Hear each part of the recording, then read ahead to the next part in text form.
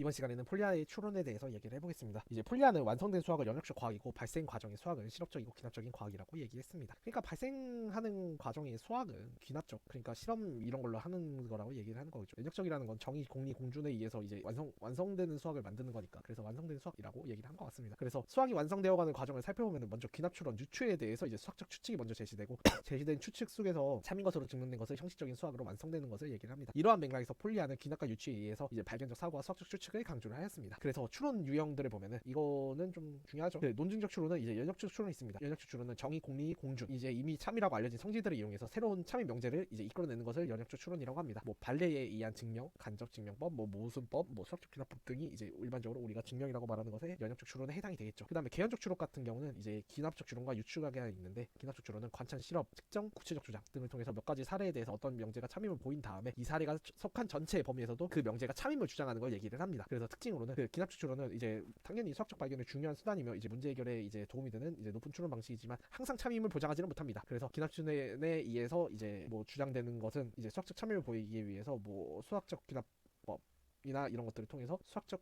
증명을 통해서 참임을 확인하려는 시도가 필요한 겁니다. 그리고 유추는 A라는 대상과 B라는 대상이 있으면 A에 속하는 성질인 PA가 그 B에 속하는 성질 PA에 유사한 성질 PB가 이제 B에도 속할 것이라고 주장하는 것을 얘기를 합니다. 그래서 특징은 유추는 이제 귀납 추론과 마찬가지로 개연성이 높은 추론이지만 절대적인 명제의 참을 보장은 하지 못해요. 그래서 유추에 의해서 주장한 성질에 대해서는 그 성질이 수학적으로 참인가를 확인을 해야 됩니다. 그래서 유추는 어떤 문제를 해결하는 데 있어서 유사한 문제풀이를 통해 도움을 받을 수도 있고 여러 번의 반복적 유추를 통해서 일반화를 가능케 하는 특징이 있습니다. 그리고 유추적 사고의 전개 과정이 갖고 있는 사고의 불명확성과 비논리성의 측면, 유추적 사고를 통해서 도달한 결론의 진위가 불확실한 측면, 유추적 사고를 통해 이제 도달한 결론의 진위가 불확실한 측면, 뭐 유추적 사고에 의한 오개념 생성 간과해야 된다고 합니다. 네, 이번 시간은 여기까지 하겠습니다. 다음 시간에 예시 들게요.